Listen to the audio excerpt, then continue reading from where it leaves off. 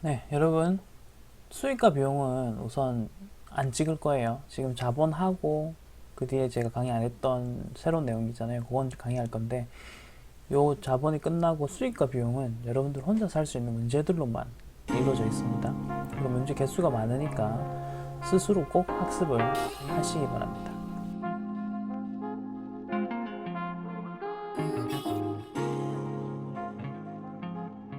반갑습니다. 끝장회계의 노 선생입니다.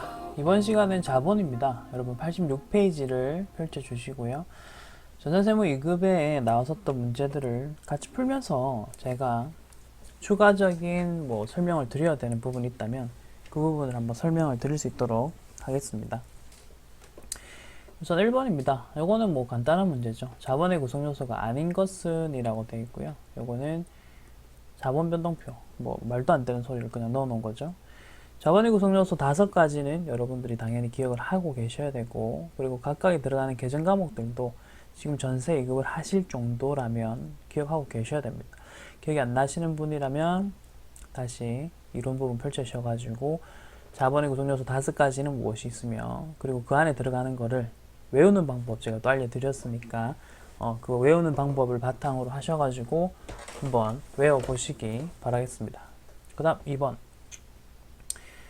자본 조정이 아닌 것은, 이것도 전산회계 1급 수준의 문제고요. 자본 조정이 아닌 것은 찾아보면은 초과라는 말 보이시죠? 네, 주식 요거는 이제 자본 거래고 초과 남는 느낌. 그러니까 이거는 자본잉여금 소속입니다.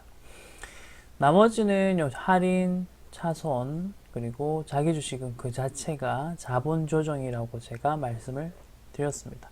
여기까지는 간단했고요. 이제 3번부터는 문제가 길어지기 시작하죠. 이 부분부터가 본격적인 좀 어려워지는 거라고 볼 수 있겠습니다. 자본에 대한 설명으로 잘못된 것을 찾으시오 라고 되어 있고요. 한번 봅시다. 자본은 기업의 자산에서 부채를 뺀 거다. 이건 자본의 정의입니다. 자본금은 법정 납입 자본금으로서 발행 주식수 그리고 액면가액을 곱한 것이다. 맞고요. 주의하실 점은 액면가액이라는 말이 아니라 예를 들어 이제 발행가액을 곱한다 라고 나오면 틀린 말입니다. 요거는 이제 나왔으니까 같이 한번 적어봤고요. 자, 주식을 이익으로 소각하는 경우에는 소각하는 주식에 취득하는 원가에 대한 이익을 증가시킨다. 자, 우선 3번이 무슨 말인지 한번 이야기를 좀 해볼게요. 3번은 틀렸는데요.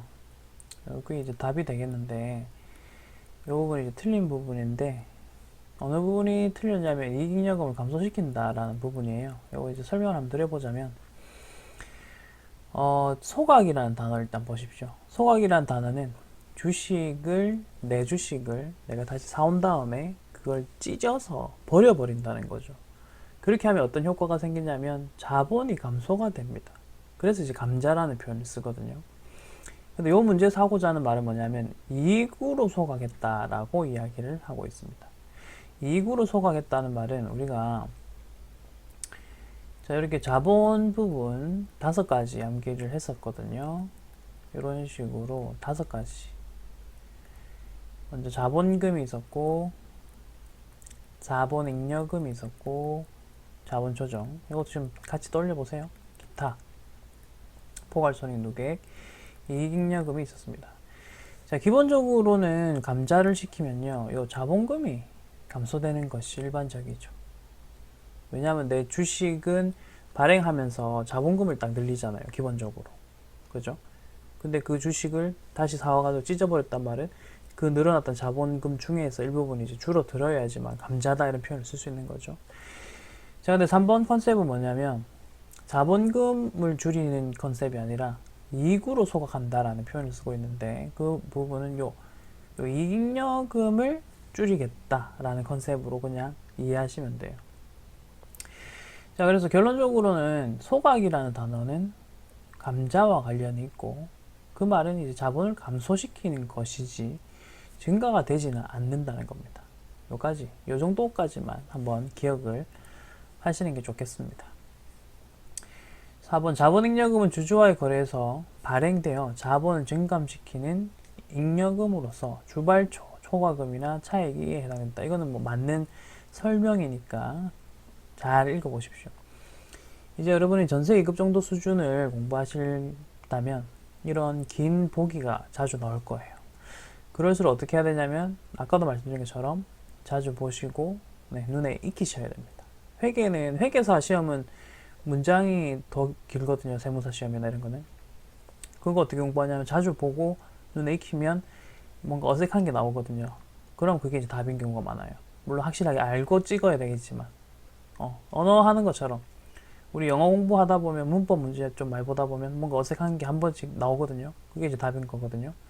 그것처럼 이렇게 문제도 문장이 길어질수록 뭐 자주 보는 수밖에 없다라고 말씀드릴 수밖에 없습니다. 자 이제 4번 하겠습니다.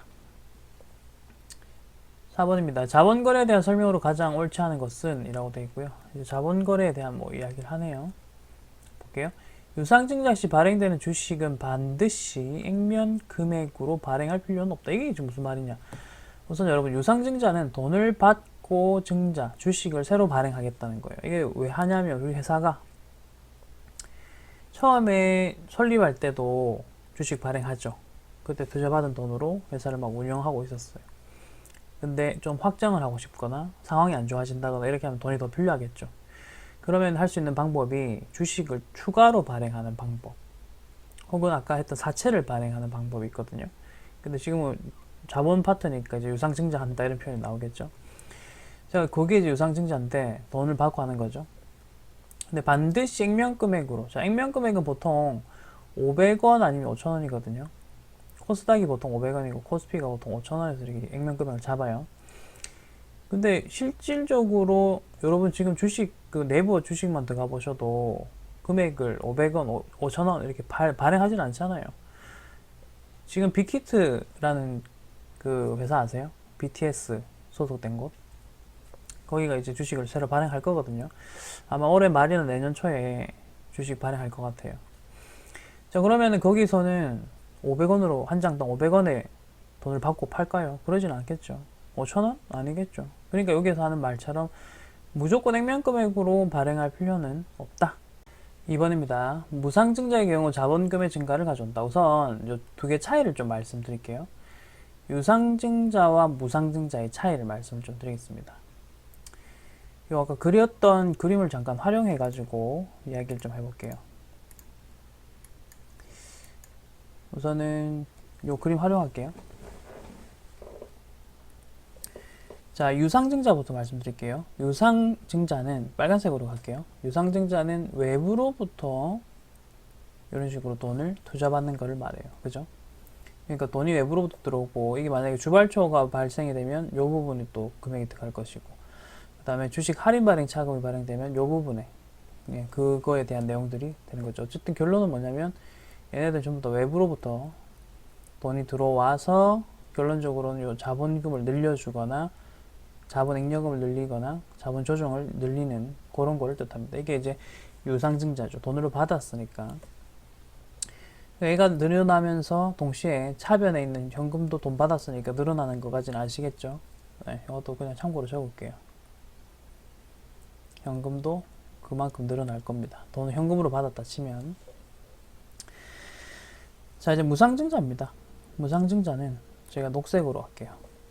무상증자는 어떻게 되는 거냐면 회사가요 어떻게 하냐면 돈을 받고 주식을 발행하는 게 아니라 이익잉여금에 있던 돈 있죠.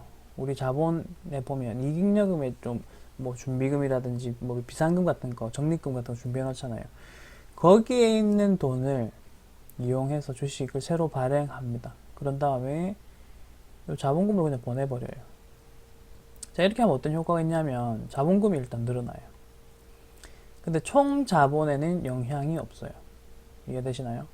보시다시피 총 자본은 어차피 이익잉여금에 있던 금액이 자본금으로 올라간 거기 때문에 총 자본에는 아무런 영향도 없고 그 다음 외부로부터 돈이 들어온 게 아니다 보니까 차변에도 뭐 그 바뀌는 게 없다는 거죠. 이게 무상증자입니다.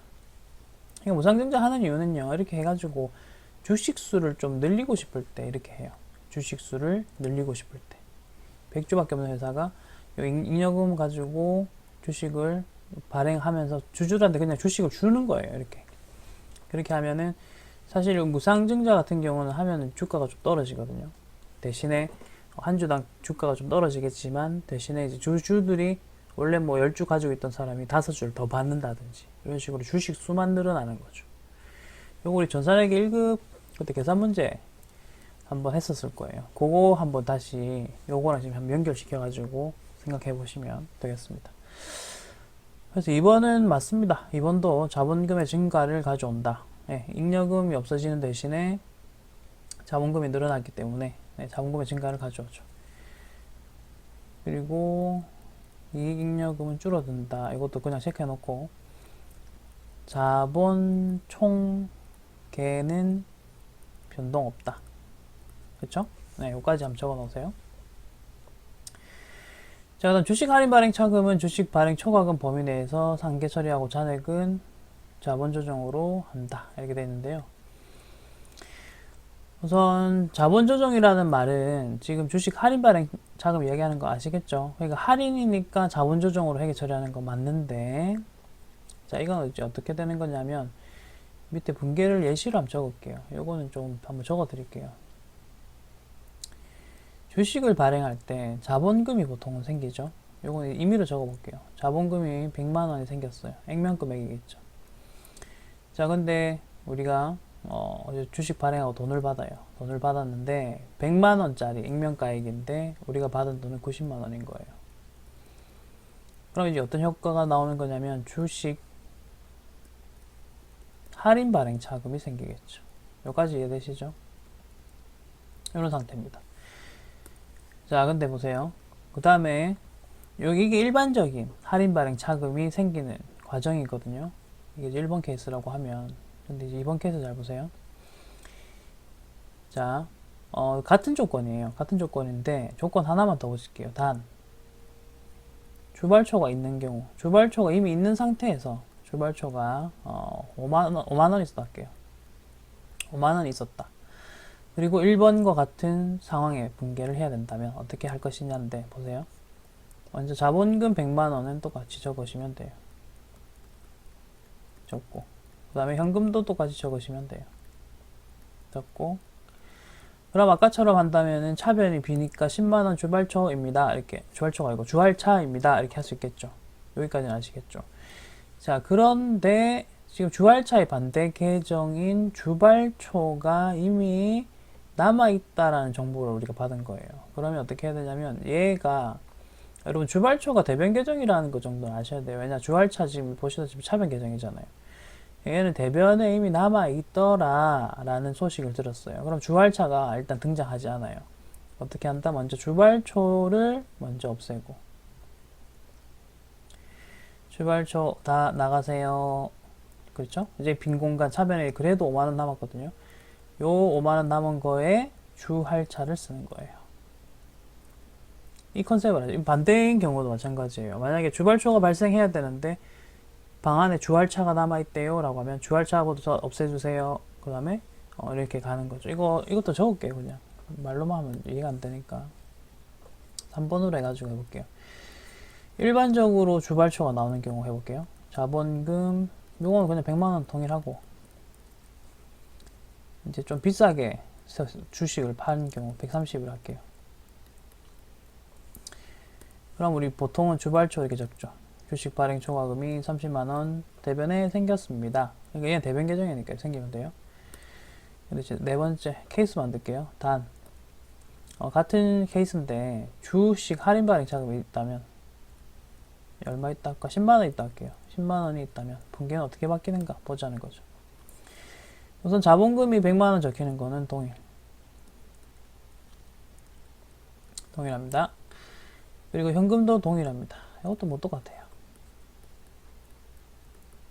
자, 이제 달라지는 부분은 요 대변 아래쪽 지금 30만원 비거든요. 근데 주할차가 10만원 있다고 합니다. 주할차는 원래 어디 계정이다? 차변 계정이다. 그럼 얘 일단 없애버리세요 라고 하는 거죠. 그래서 대변에 주할차 남아있는 거 다 나가세요. 10만원. 그리고 또 차대 비교하세요. 지금 그래도 20만원 비죠. 이제서야 주발초 이제 내가 등장할 때가 되었나 하면서 등장을 하는 거죠. 이거 자본 계정들이 좀 이런 특징이 많아요. 지금 주식 발행과 관련돼서는 이제 이런 식으로도 되는데, 뭐 자기 주식 처분 손실이나 이익이나 혹은 또 뭐가 있을까요? 감자 차익이나 사손 이런 계정, 뭐 그다음 매도 가능 증권 평가 손실, 매도 가능 증권 평가, 이것도 이제 기타 포괄성인 노객 소속이잖아요. 그러니까 이런 자본 계정들은 서로 반대되는 계정들끼리 사이가 안 좋아요. 그러니까 방 안에 이제 지가 들어와야 되는데도 내 걔 있으면 안 들어갈 거니까 일단 걔부터 다 내보내, 이런 식으로 이야기하는 거죠. 그런 식으로 가는 거니까 자본은 서로가 관계가 안 좋더라, 약간 이런 식으로 인간관계처럼 한번 생각을 하시는 것도 좋은 것 같습니다. 자, 그래서 3번은 다시 읽어볼게요. 주식 할인 발행 차금은 이제 등장할 때가 됐거든요. 그런데 먼저 주발초가 있다면 그 범위 내에서 먼저 상계처리란 말은 주발초를 먼저 다 없애주고, 그리고 남는 금액, 아까 이렇게 남는 금액이 요거잖아요. 요거. 요 잔액을 자본 조정으로 처리한다. 근데 얘는 원래 자본 조정이니까 자본 조정으로 처리한다는 말은 맞고요. 그 다음에 이게 만약에 주식 할인 발행 차금이 아니라 여기가 주발초로 바뀐다면 요거는 주식 할인으로 바뀔 것이고, 상계 처리하고 자본 조정이 아니라 자본 잉여금으로 처리한다로 바뀔 거거든요. 이것도 적어 드릴게요. 이 모든 경우의 수를 한번 적어 볼게요. 그러니까 할인이라는 말이 만약에 주식 발행 초과금으로 바뀐다. 발초라 적을게요, 그냥. 이렇게 바뀌는 거죠, 보기가. 주식 발행 초과금은, 그 다음에 여기는 이렇게 바뀌겠죠. 주식 할인 발행 차금 범위 내에서 상계 처리하고, 이건 똑같아요. 그리고 잔액은 자본 조정이 아니라 이제 여기서는 이제 자본 잉여금으로 처리한다라는 말이 맞겠죠. 왜냐? 주발초는 자본 잉여금이니까. 잘 한번 이해해 보시고. 자, 답은 4번입니다. 이제 뭐가 틀렸나 보죠. 처분 이익과 손실은 자본 조정이다. 아니죠. 손실만 자본 조정이고 이익은 자본 잉여금이라고 했습니다. 네, 요거는 사실은 1, 2, 3번을 모르셨어도 마음을 가다듬고 참고 4번 보기까지 끝까지 읽으셨다면, 내가 유일하게 아는 거 4번은 아시잖아요. 우리 전산회계 1급에서도 했으니까 풀 수는 있었다, 이렇게 생각을 합니다. 이제 5번, 6번 해보겠습니다. 5번입니다. 배당에 관한 설명을 옳지 않은 것은 이라고 되어 있고요. 배당은 항상 이익잉여금에서 지급한다. 맞고요. 그 다음에 주식 배당 후에는, 주식을 배당했단 말은 이제 주식을 새로 발행해갖고 줬다, 이런 식으로 보셔도 돼요. 그렇기 때문에 주식수가 증가한다라는 표현도 맞습니다. 현금 배당 후에도 자본의 크기는 변동이 없다인데 요거는 틀렸죠. 왜냐하면은 현금 배당할 때 분계를 보시면, 요건 올라가서 한번 봅시다. 여기 있죠? 여기 보세요. 분계를 딱 보시면 배당 결의할 때는 미처분 이익잉여금, 그러니까 이익잉여금이 감소된 거 보이시죠? 그리고 부채를 일단 만들죠. 그리고 배당 지급했어요. 그럼 요 서로가 상계되면서 사라지고 결국은 자산이 사라지는데, 결론을 보세요. 결론. 여기에서 결론은 뭐냐면 자본은 결론적으로 감소했어요. 그 이야기 하는 거예요. 자본은 감소했습니다. 나온 김에 주식 배당 볼게요. 주식 배당은 보시면 먼저 이익잉여금 줄이되 미교부 주식 배당금이란 자본조정 계정을 만들었다가, 이제 배당 지급은 주식을 새로 발행해서 줬다는 뜻이거든요. 그럼 요거 없애고 주식 발행하면 우리가 자본금이 늘어나잖아요. 그런 식으로 늘어납니다. 근데 이거 결론은 뭐냐면 주식 배당은요, 총자본에는 영향이 없어요. 그걸 이해하셔야 됩니다. 총자본에는 아무런 영향이 없고 이익잉여금은 감소, 자본금은 증가. 자본조정은 두 개 상계되니까 아무런 영향도 없고, 결국은 그렇게 이제 해석을 하시면 되겠습니다. 자, 또 문제 풀어봅시다. 자, 그래서 5번의 답은 3번이었습니다. 그 다음에 4번 보기는 상법 이야기인데요. 요거는 그냥 읽어보세요. 맞는 말이니까. 그래 보시고. 자, 그 다음에 6번 보겠습니다. 6번 같은 경우는 실질적인 자본의 감소를 초래하는 것이다, 이렇게 이야기하는데요. 아까 나왔던 일단 현금 배당부터 체크하셔야 됩니다. 나가 이렇게 다 있네요. 자, 그 다음에 또 실질적인 거는 뭐가 있느냐 했을 때 여기 소각. 소각이 자본금이 줄어드는 부분이거든요. 그래서 체크. 일단 답은 나와 마인 2번이고요. 주식 배당 아까 전에 총 자본에는 아무런 영향이 없었다. 기억나시죠? 무상증자도 아까 이익여금에 있는 돈을 그냥 자본금으로 옮기는 작업을 했기 때문에 이것도 아닙니다. 그래서 다라는 아니거든요.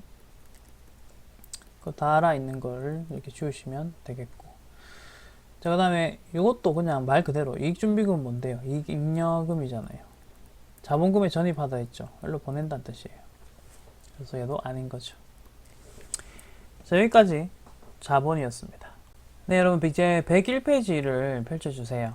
그러면 지금 중간에 제가 손익계산서 수익과 비용 부분이랑 그 다음에 재무제표에 미치는 영향 요거 있잖아요. 요거는 일단 안 할 거예요. 요거는 전회 1급 수준입니다. 그러니까 여러분들이 한번 공부 배우신 거를 토대로 하셔가지고 한번 스스로 공부를 하시는 걸 추천드릴게요. 그리고 모르시는 거는 답안 한번 확인하시고 해설 부분 한번 확인하시고 그래도 모르겠으면 저한테 언제든지 질문을 하시기 바랍니다. 자, 이번 시간에는 회계 변경과 오류 수정이라는 걸 할 건데요. 제목을 보시면 아시겠지만 회계 변경이라는 게 있고 오류 수정이라는 게 있을 겁니다. 보이시죠? 요거 챕터를 이렇게 두 개로 쪼개 놓은 것도 보이시죠? 요거 차이부터 말씀 좀 드릴게요. 자, 회계 변경은 뭐냐면요. 회계 기준에서 회계 기준으로. 그러니까 기준 내에서 이동하는 거예요. 회계 기준에서 회계 기준으로. 그러니까 뭐 잘못된 오류를 하거나 뭐 분식을 하는 건 아닌 거죠. 이게 회계 기준 바깥으로 만약에 회계 처리를 해버리잖아요. 그럼 그걸 분식 해결하거든요. 회계 문제 있다 이거 이렇게 이야기를 하는 거죠. 근데 회계 기준 내에서 또 회계 기준 내에서 인정되는 방법에서 회계 내 또 다른 회계 내에서 인정되는 방법으로 바꾸는 걸 회계 변경이라고 하고요. 자, 그다음 오류 수정 같은 경우는 보시다시피 회계 기준 밖이에요. 잘못된 회계 기준이란 말은 회계 기준에 맞지 않게 분계한 거, 회계 처리한 걸 찾아낸 거죠. 그걸 어떻게 하냐? 오류 수정, 올바르게 고칩니다. 자, 그래서 크게 회계 변경과 오류 수정으로 나누셔야 됩니다. 여기까지 됐죠? 자, 그 다음에 자, 회계 변경부터 얘기할게요. 회계 변경 같은 경우는 정책의 변경이라는 게 있고 추정의 변경이라는 게 있습니다. 두 가지가 항목이 일단 다릅니다. 항목이 다르고요. 우리가 수업 목적으로 암기해야 될 것만 바로 말씀드릴게요. 정책의 변경에 해당되는 내역들 기억하셔야 돼요. 근데 키워드는 요겁니다. 방법. 뭐 표시 통화는 이제 통화인데 기본적으로 여러분 방법을 바꾼다 라고 하면 거의 대부분이 정책의 변경입니다. 이렇게 일단 1차적으로 암기. 두 번째, 이제 추정의 변경 한번 보시면은 방법이 없어요. 다 추정인데 얘 하나 있죠. 감가상각 방법의 변경은 추정의 변경이 있구나. 요것만 기억해 주세요. 그래서 제가 빨간색 표시해 놓은 거예요. 자, 1차적으로 방법의 변경은 다 정책의 변경이다라고 기억하십시오. 단, 감가상각 방법의 변경은 추정의 변경이다 라고 암기를 해 주십시오. 이렇게 한번 기억을 해 주시면 되겠습니다. 자, 그리고 밑에 한번 보시면 이런 거 있죠. 이것도 중요한 말입니다. 회계 변경의 속성상 그 효과를 정책의 변경인지 추정의 변경인지 구분하기가 힘들면 뭐라고 하냐면 추정의 변경으로 보겠다입니다. 이것도 이제 기억해 주세요. 이거를 정책의 변경이라고 오답을 많이 만들어냅니다. 그러니까 추정의 변경으로 본다. 이거 기억해 주시면 되겠고, 그 다음에 이제 한 가지 더 보자면 이제 고치는 거잖아요. 그러니까 장부를 고칠 때 어떠한 방식으로 고치느냐. 정책의 변경은 소구법, 추정의 변경은 전진법인데 요 방법은 요거 지금 요 화면에 있는 요 내용들 다 설명드리고 또 말씀드릴게요. 소구법, 전진법 일단 나왔다는 것만 기억합시다. 자, 그럼 오류 수정 갑니다. 오류 수정도 마찬가지입니다. 잘못된 회계 기준에서 이제 요건 아예 올바른 회계 기준을 바꾼다는 것까지는 아실 겁니다. 자, 그런데 보시면 이 오류가 중대한 오류가 있고요. 그 다음에 중대하지 않은 오류가 있습니다. 이것도 이제 구분을 하는 건데 이거는 시험 문제에서는 뭐가 중대하냐, 뭐가 중대하지 않냐까지 전세 2급에서 나오지는 않고요. 그냥 중대한 오류일 때는 어떤 식으로 처리하느냐, 이런 식으로. 그럼 중대하지 않은 오류일 때는 어떤 식으로 처리하느냐, 이런 식으로 물어봅니다. 그래서 그것만 좀 기억해 주시면 되겠습니다. 그리고 이 오류 수정의 대표적인 예시는 이런 거예요. 전기 미수 수익을 과다 계상했다든지 기말 재고 자산을 과다 계상했다든지. 이게 올바르게 안 했다는 말은, 올바르게는 뭐냐면 기말 재고 자산을 올바르게 세해 가지고 그 금액과 그 숫자를 그대로 이제 넣어야죠. 그게 회계 기준이 맞고요. 과다 계상은 내가 실제와 다르게 수치를 바꾼 거잖아요. 그러니까 이제 이게 잘못된 회계 기준이다, 이런 표현을 쓰는 거고. 이것도 마찬가지고, 그러니까 분개할 걸 안 하면 회계 기준이 어긋났다 이거예요. 이거 전부 다 분개할 걸 제대로 안 한 거잖아요. 그죠? 그러니까 이제 그거는 전부 다 잘못된 회계 기준이다. 그거를 올바르게 고친다. 그겁니다. 그리고 중대한 오류일 때와 중대하지 않을 오류일 때. 자, 또 뭐가 나오냐면 소급법이라는 말. 아까 보셨던 거잖아요. 그리고 새로운 거 단기 일괄 처리법이라는 게 나왔고요. 보이시죠? 자, 그러면 이제 지금 방법부터 좀 설명을 드릴게요.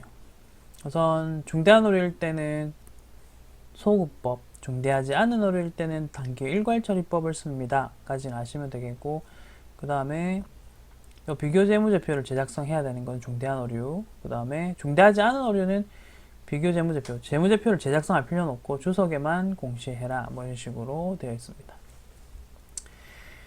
자, 요거 이제 소급법, 전진법, 단기 일괄 처리법을 한번 설명을 좀 드려볼게요.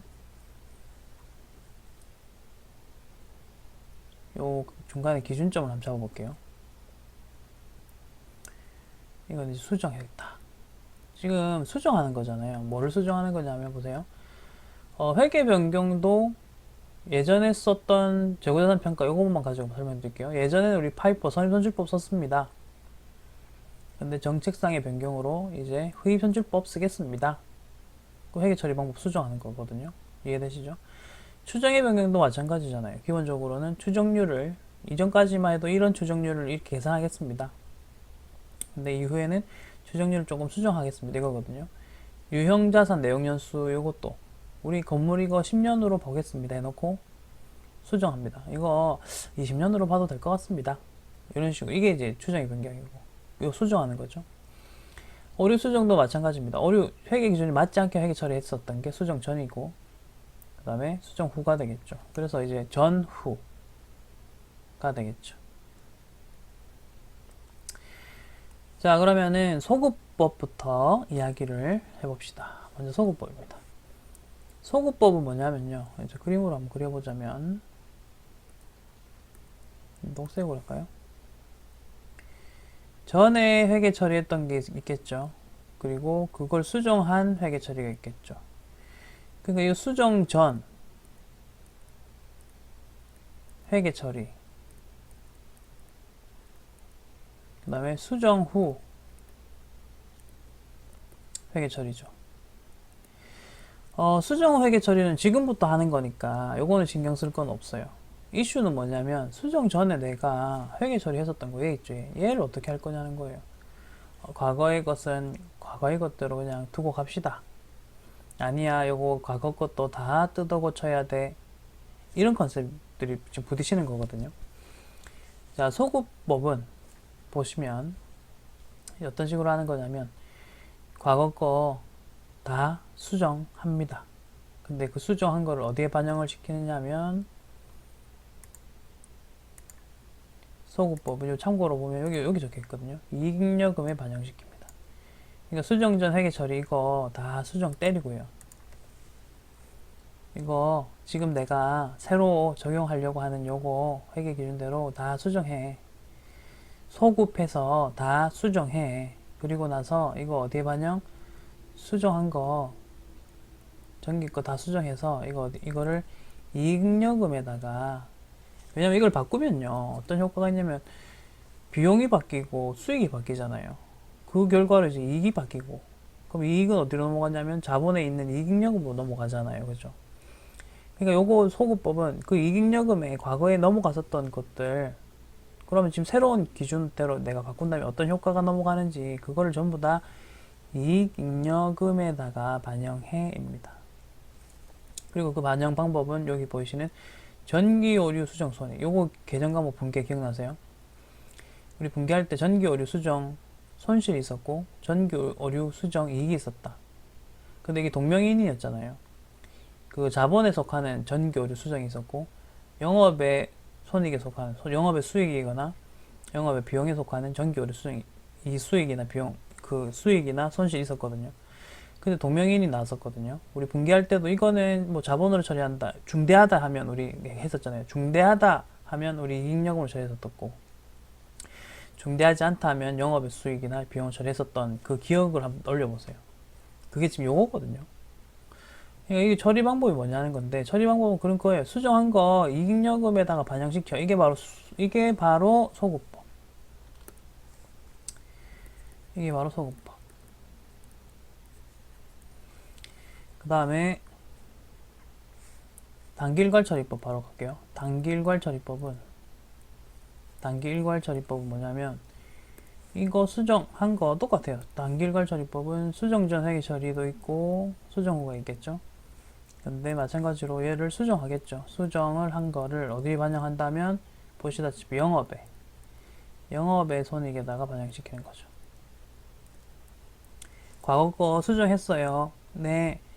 근데 손실이 났어요. 바꿔보니까. 혹은 수익이 났어요. 뭐 이익이 났어요. 이런 식으로 과거 거 바꿔보니까 그래 됐어요. 그거 어떻게 할까요? 라고 하면 그거 영업의 손익에 반영시키세요. 그 이야기입니다. 그러니까 자본에 반영시킬 거냐 아니면 지금 영업의 손익에 그 수정으로 인해서 나타난 효과를 반영시킬 거냐. 이거에 따라서 이름이 달라지는 거죠. 소급법이냐 단기 일괄 처리법이냐. 자, 마지막으로 전진법.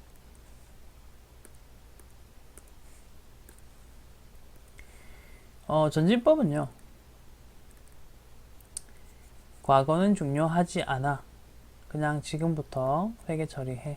과거 거는 손대지 마시오입니다.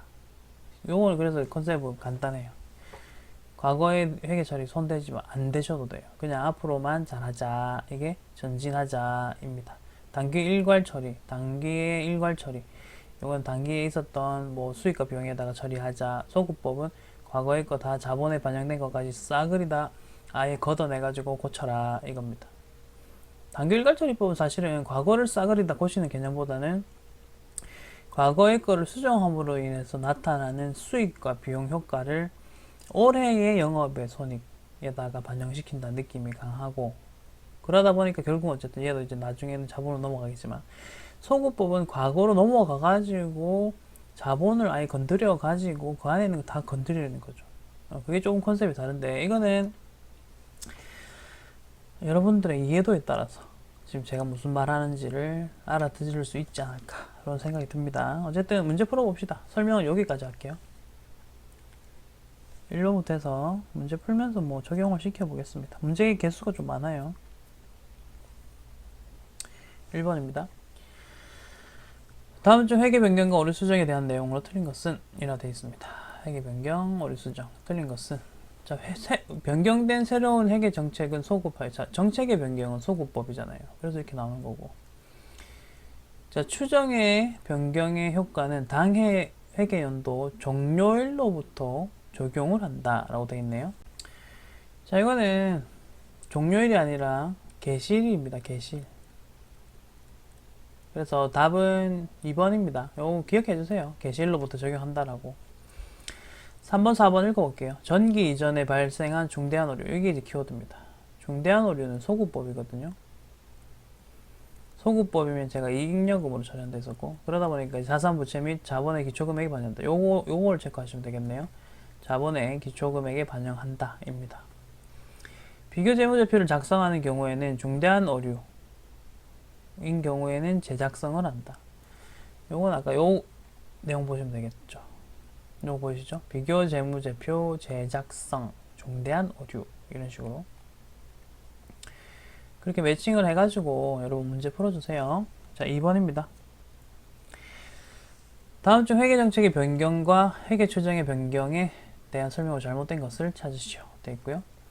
자, 추정의 변경은 전진법이었고, 그리고 전진법의 특징은 단기나 단기 이후에만 반영시키는 것을 뜻했고, 정책의 변경과 추정의 변경이 동시에 이루어지는 경우에는 먼저 정책의 변경을 먼저 하고, 이거는 이제 순서인데 이것도 지금 보기 보면서 우리가 익혀봅시다. 정책의 변경에 의한 누적 효과는 이제 과거 걸 다 소급하는 거니까 소급 적용 먼저 하고, 그 다음에 회계 추정의 변경 효과를 전진적으로 적용한다. 예, 말이 길긴 한데 요거는 요 보기를 이용해서 이거 맞는 문장이구나 학습을 해주시기 바랍니다. 변경된 새로운 회계 정책은, 자, 이것도 회계 정책의 변경은 소급법이라고 말씀을 드렸고, 그 다음에 그 이전의 재무제표를 비교 공시하면 소급 적용은 무조건 제작성입니다. 기본적으로. 네, 소급 적용은 제작성이다. 이렇게 생각해 주시면 되겠고.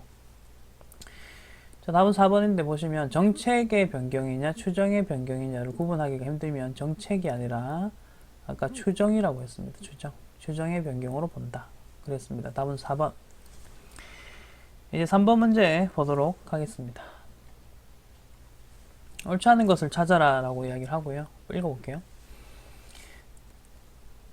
회계 정책의 변경입니다. 그 다음에 변경을 요구하는 경우, 일반 기업 회계 기준에서, 기준의 상해에서 회계 정책의 변경을 요구한다면, 그러니까 기준에서는 정책 변경이 맞다라고 한다면 변경할 수 있다. 이거는 그냥 뭐 당연한 이야기. 회계 정책의 변경을 반영한 재무제표가 더 신뢰성 있고 목적 적합한 정보를 제공하는 경우 정책을 변경할 수 있다. 그러니까 이게 바꾸면 보시다시피 신뢰성과 목적 적합성 두 가지 질적 특성이 다 올라간다면 변경할 수 있다. 예, 사실 이런 이유로 인해서 우리가 정책을 변경하는 것도 있어요.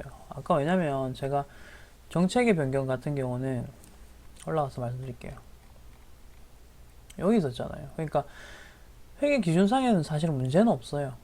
근데 왜 굳이 바꾸냐는 거죠. 회계 기준 안에서. 그거는 이제 이런 방금 보셨던 요거가 이제 이유가 되겠죠. 이렇게 바꾸면 재무제표가 더 신뢰성도 높아지고 목적 적합성도 높아져요. 그러니까 변경할게요. 뭐 이런 식으로 가는 거죠. 자, 회계 추정의 변경은 소급하여. 이게 틀린 거네요. 우선은 추정의 변경은 전진법이라고 했습니다. 그래서 뒤에 있는 거 다 틀린 말이 되는 거예요. 답은 3번. 자, 그 다음에 정책이냐 추정이냐를 구분하기가 힘들면 추정으로 본다. 맞죠? 요것도 자주 4번 보기 지금 요거 좀 자주 반복될 거니까 잘 기억해 주세요. 자, 이제 4번 문제를 보도록 하겠습니다. 회계 변경에 대한 내용으로 옳지 않은 것은 무엇이냐. 자, 보면 정책도 있고 추정도 있습니다. 그리고 정책은 소급, 추정은 전진적으로 한다. 이렇게 되어 있고, 맞죠? 자, 그 다음에 정책의 변경을, 이것도 뭐 맞죠? 네, 답은 4번인데 보세요. 정책이냐 추정이냐 구분이 안 되면 정책이 아니라 추정이다. 지금 오답이 반복되고 있는 거 한번 확인해 주시고, 5번입니다. 회계 변경과 관련된 설명 중 잘못된 것을 찾으시오 라고 되어 있고요. 자, 5번 문제입니다. 추정은 기업 환경의 불확실성에서의 뭐 사전적으로 예측하는 것이다. 이거는 맞는 문장으로 한번 기억해 주시고, 자, 그 다음에 유가증권 취득단가 방법의 변경. 자, 아까 제가 방법의 변경은 추정이 아니라 이제 정책의 변경이라고 키워드로 기억하자 했습니다. 방법의 변경인데 정책 변경 아닌 것도 제가 기억하자 했죠. 이거 볼까요? 다시. 감가상각 방법 빼고는 나머지는 다 방법의 변경이잖아요. 그죠? 그러니까 얘네들이 정책의 변경. 나온 김에 계속 리마인드 합시다. 자, 그래서 답은 2번. 3번 보기 보겠습니다. 회계 정책 변경을 전진적으로 처리하는 경우에는 요거는 좀 문장이 좀 어색하죠. 왜냐면 정책은 전진이 아니라 소급이었잖아요. 근데 요 문제가 좀 오래된 문제거든요. 그러니까 정책 변경을 여기서는 이제 정확하게 하려면 이제 소급하여. 요거가 사실은 맞아요. 근데 뉘앙스가 이제 어떤 뉘앙스냐면 과거의 거는 이미 소급했고 앞으로 거를 이제 전진적으로 처리하겠다. 뭐 약간 그런 뉘앙스로 적은 것 같아요. 그래서 요거는 앞에 요 부분은 좀 안 보는 게 좋을 것 같고, 대신에 요건 키워드 잡아 놓으세요. 이건 아까 전에도 보셨던 키워드잖아요. 게시일로부터 한다. 이건 아까 전에 오답으로 만들었던 부분인 거 아시겠죠? 그래서 이렇게 좀 해주시면 되겠고.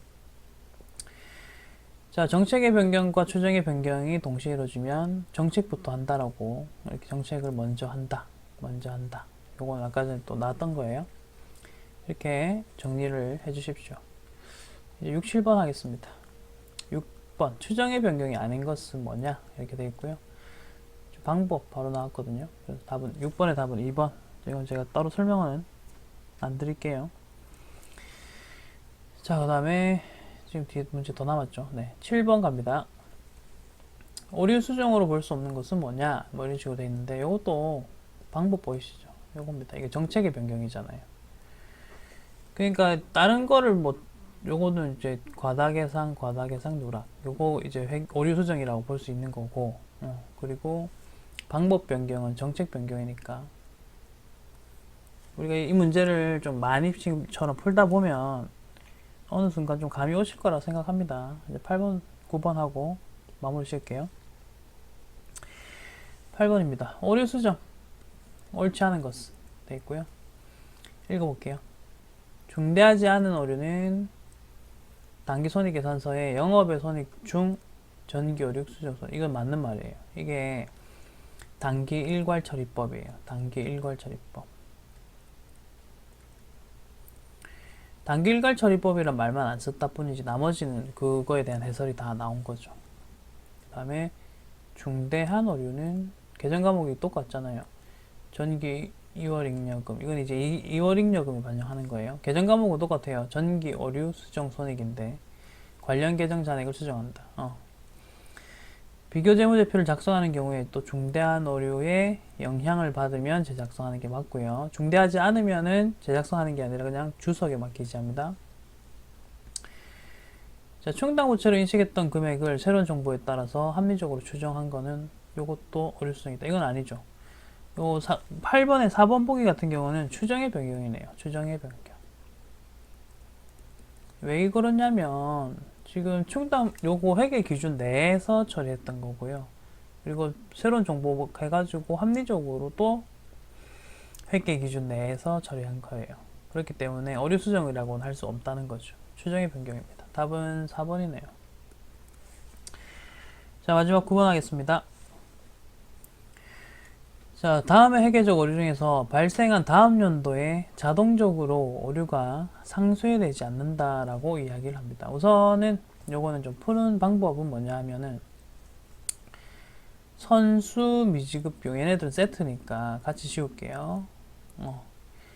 그리고 이제 기말 재고자산과 관련된 게 있고 감가상각 B라는 게 있네요. 요거 이제 어떻게 기억해야 되는지 생각해 봅시다. 요거는 직관적으로 그냥 이야기를 좀 해보자면 지금 선수수익 미지급 비용 재고자산 요 3개 있죠. 2번, 3번, 4번.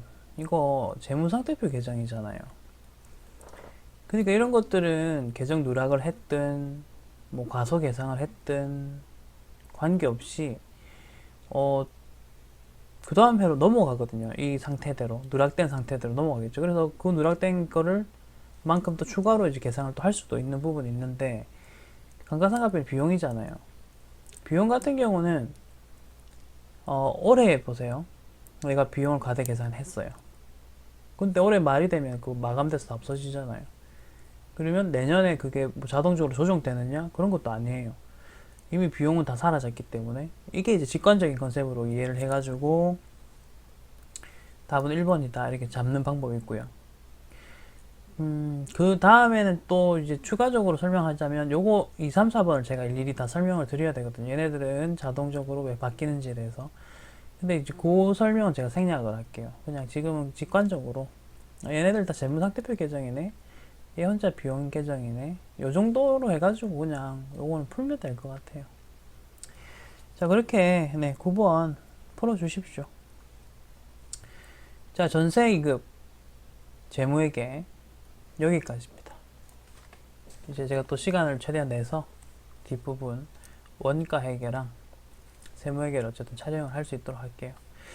여러분도 나머지 남은 시간 동안 마무리 잘 하시고, 지금 어쨌든 여기까지가 제가 전회 1급 때 강의하지 않았던 부분이기 때문에 한번 하시고, 세법은 아마 이번 6월 말 시험 끝나고 올라갈 것 같아요. 그래서 세법은 지금 남은 시점에서 여러분들이 이제 시험 치시는 분들이라면 세법은 전략적으로 그냥 하시기 바랍니다. 제가 어떻게 점수 획득하는지 말씀 좀 드렸죠. 자, 그렇게 하도록 하고 다음 시간에 또 뵙도록 하겠습니다. 수고했습니다.